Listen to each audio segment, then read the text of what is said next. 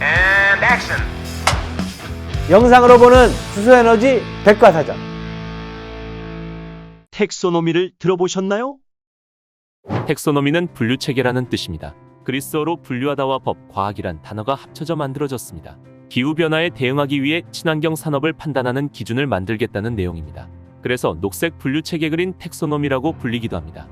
환경적으로 지속가능한 경제 활동의 범위를 정하는 것입니다. 즉, 어떤 산업 분야가 친환경 산업인지를 분류하는 녹색 산업 분류체계로 녹색 투자를 받을 수 있는 산업 여부를 판별하는 기준으로 활용될 것입니다. 세금을 뜻하는 텍스가 포함되어 있어서 많이 오해받지만 사실 세금과는 관련이 없습니다. 텍소노미라는 단어가 관심을 갖게 된 것은 유럽에서 시작됐습니다. 먼저 EU는 2018년 3월 지속가능한 성장 지원에 관한 행동 계획을 통해 텍소노미를 위한 분류체계 수립을 촉구했습니다. 이후 2020년 6월에는 유럽연합집행위원회가 텍소노미 규정을 발표합니다. 이 규정을 기초로 EU의 텍소노미는 2023년 1월 최종 시행되었습니다. 텍소노미에는 6대 환경목표 그리고 4가지 기본 원칙을 담고 있습니다.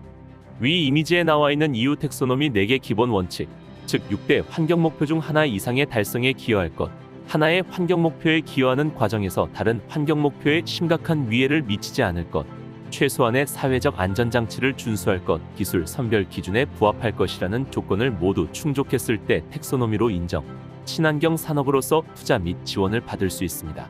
비단 에너지뿐만 아니라 제조업, 교통, 운송 등의 업종도 텍소노미에 포함되어 있습니다.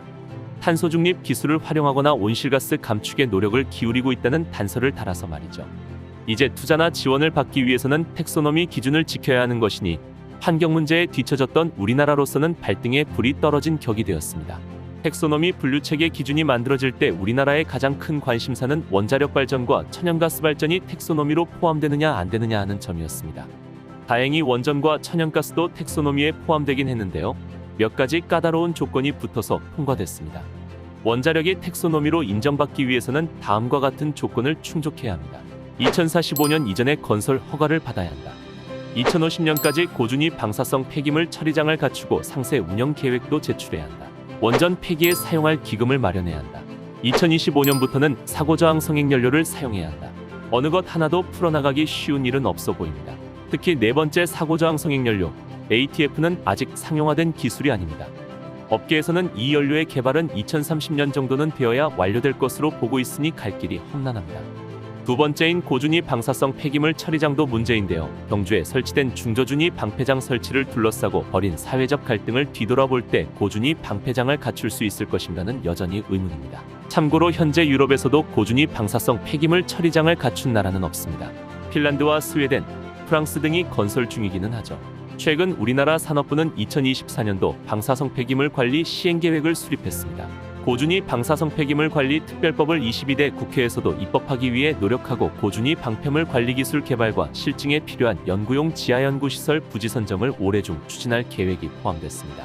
핀란드나 프랑스의 경우 연구용 지하연구시설을 고준위 방패장으로 확장했기 때문에 한국도 연구용 지하연구시설로 선정된 부지가 고준위 방패장이 될 가능성이 큽니다. 천연가스는 전력 1kW시당 온실가스 배출량이 270g을 넘으면 안 됩니다. 또한 오염을 더 많이 일으키는 기존 석탄 발전소를 대체해 2030년 말까지 건설 허가를 획득해야 하고 2035년 말까지 재생가능 또는 저탄소 연료로 100% 가동되도록 설계해야 한다는 기준이 포함됐습니다. 기후 변화에 따른 위험이 어느 때보다 급격히 다가오고 있습니다.